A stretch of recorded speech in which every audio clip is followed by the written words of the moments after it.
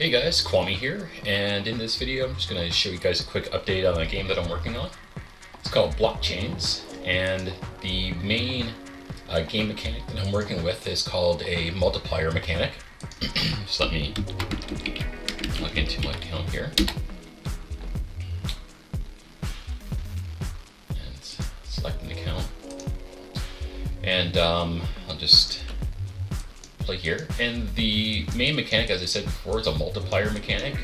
So what you want to do is be able to go through without stopping, and that's the multiplier that is added to your score.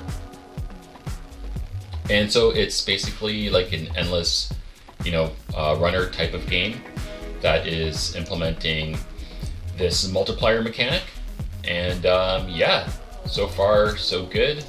Spent a few days or a few hours over the weekend trying to get this to go. Seems to be working the way that I want it so far. And yeah, so that's just a quick update, and see you guys soon. Bye for now.